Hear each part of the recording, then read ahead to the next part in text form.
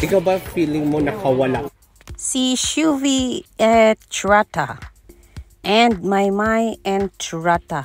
Meron na daw pong interaction kahit na hindi nagkita sa personal. Shuvi is usually na ko-connect kay Maymay Entrata dahil sa kanyang apelyido na Itrata from Maymay Entrata's surname na Entrata. Pero yes, nagpasalamat itong si Shuvi Entrata o Etrata. Now, pati ako na-confused. Dahilan sa yung pagka-link ng kanilang apelyido na almost the same, kulang lang ng N, ang siyang naging way para i-reach out siya ng isang Amakabugeri Queen, Maymay Entrata. Aba, kung bibigyan nga daw sila ng pagkakataong magkatrabaho, ano ang sabi ni Shuvi? Alamin sa interviewing ito. Let's go and watch this. Compared to Maymay and all, ikaw ba feeling mo nakawala ka na doon sa ganong comparison? Actually, chinat po ako ni Ate Maymay. Chinat niya ako kasi marami din nagtatag sa kanya sa mga videos ko. Nung una po nung chinat niya ako, hindi ko makapaniwala na dumadating sa kanya yung mga ginagawa kong TikTok videos, and sinasabi niya lang niya, huwag kong isipin yung sinasabi ng iba kasi as Bisaya herself, she knows napagdaanan niya rin napagdadaanan ko ngayon. And I'm just so happy na Queen supports Queen. So, parang ngayon, happy po ako. Parang yung kay Ate Maymay, I'm honored to be compared to her kasi marami din siyang pinagdaanan. I respect her craft. And yung pinagdaanan niya sa industry, I respect it. I'm just happy na nakikita niya pala ako. Then, so, pero hindi mo pa siya namimit personally? Sana soon. Sa social media lang po talaga kami nagkakaano. Pero working with her soon, is it okay with you? I would love to. Siguro ang saya noon, mga Bisaya, no? Correct. Ibang-iba yun. So yes, that is Miss Shuvi Entrata. Kung yung pag-alaman, si Shuvi Entrata ngayon, Etrata. I'm so sorry. Shuvi Etrata ang siyang leading kasama si Ralph De Leon sa PBB Celebrity Collab dahilan sa sila po yung pinaka-fastest na sumagot sa puzzle na pina-big task ni Kuya sa kanila kamakailan lang. So, kung sila nga ba ang unang dalawang taong nagkaroon ng medalya para sa Big 2-0, para sa final Big 4, nako, sino kaya ang kaduo ni Shuvi at sino kaya ang kaduo ni Ralph De Leon?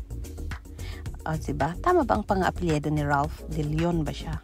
I can't remember and I don't know if I am right with that, guys. Pero yes, yan po ang latest on Shuvi Entrata and Maymay Entrata, na kung saan si Maymay Entrata ngayon ay nasa pamilya niya pa rin, kasama pa rin ang pamilya niya, at meron pa rin silang get together na ginagawa with family.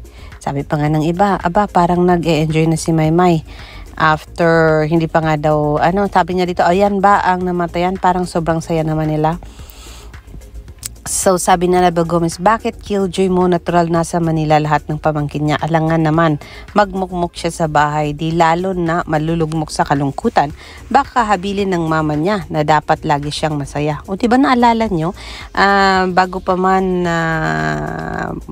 umuwi sa Pilipinas si Mama Lorna at nagkaroon sila ng time ng moments together with Maymay Mama Lorna, together lang silang dalawa lang naglalakad sa by the seashore ba yun? At sa park doon sa Japan, ang sabi ng nanay niya, keep smiling, keep shining. So siguro ay talagang sinunod lang ni Maymay ang kagustuhan ng nanay niya. And yes, mga kaibigan, that is nothing na kailangan mag-stop ang world mo kung mawala ang isang mahal mo sa buhay. Kasi you don't have to.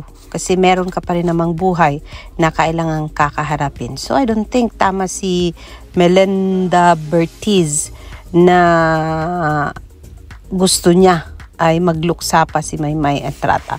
She's been through a lot, mga kaibigan, and now that she is with the whole family, kung nasa Maynila man siya or kung saan man si Maymay ngayon, I think ina-enjoy niya yung time na kasama niya ang mga pamangkin niya, mga pinsan niya at kapatid niya. So, we do not have the right to question kung magiging masaya siya or gusto niyang magmukmuk or gusto niyang mag-move on sa life at gusto niyang harapin ng may katapangan ang buhay ngayong wala na si Mama Lorna. So, tama dito si Annabel Gomez. Bakit killjoy mo natural nasa Manila lahat ng pamangkin niya?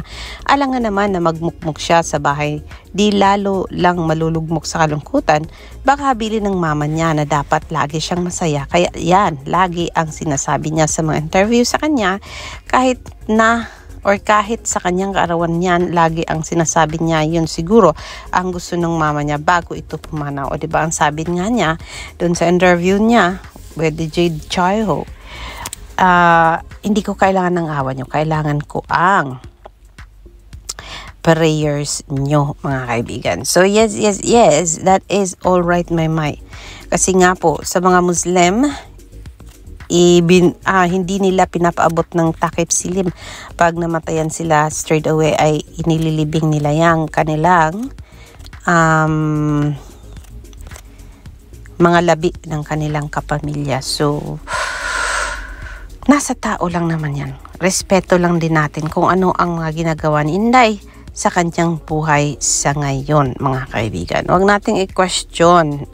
Masaya na tayo at nakita natin siyang happy with the rest of her family. So, let her be. Huwag natin siyang i-criticize. Wala tayo sa tamang posisyon na mag-criticize, mga kaibigan, because we are just a follower and not a family. Kahit nga yung pamilya niya ay tawag dito, kasama niya doon sa kanilang trip kung saan man sila pumunta, kung saan mang lugar yon, mga kaibigan. So yes, that is the latest update of Marydel, Maymay, and Trata, mga kaibigan, sa mga oras na ito.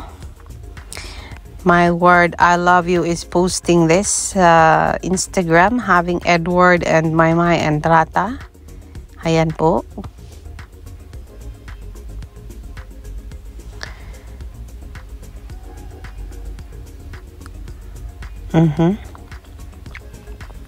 So yan, thankful pa rin po tayo sa pananatili ng flyers na hanggang sa ngayon ay hindi napapagod sa pag-post ng mga throwback on Maymay and Edward, o diba? Sa Twitter kasi, mga kaibigan, I've been palagi ako doon and reading all those comments, syempre kung sino nag-post and nag-repost. And hindi ko na po nakikita si My Dreamer now. Yung solid ba ni Maymay, mga kaibigan? Kasi si Dreamer, hindi ko alam kung ano nangyari, but then sana ay okay lang siya. And we missed you sa pagpo-post mo ng mga thoughts mo about Maymay sa Twitter po. Kaya balik na po kayo. Hindi na kami galit, charat-charat. But then yes, nakakamiss din kasi yung mga post niya sa Twitter and all the flyers and Maydon shippers. Wala po tayong panahon para magtahimik. We need to make noise, mga people, dahilan sa, ayan, andyan pa naman at marami pa namang projects si Maymay at saka si Edward sa ABS-CBN. And kopyahin na natin yung iba na patrobak-trobak ang ginagawa para lang maging relative ang kanilang mga idols sa social media. We can always do that and we usually do that. And it's just that sometimes we are busy and wala po tayong panahon, pero sana magkapanahon po kayong lahat para kay Maymay at saka kay Edward. Or if you are a solid Maymay, then go for it for solid Maymay. And if you are solid Edward, go for it for Edward John Barber, mga kaibigan. Wala po tayong karapatang magsabi na now, kailangan natin yan para mas mapaingay pa ang kanilang mga pangalan sa social media para naman po magkaroon sila ng maraming endorsements. Alexander sa Jules, magandang hapon.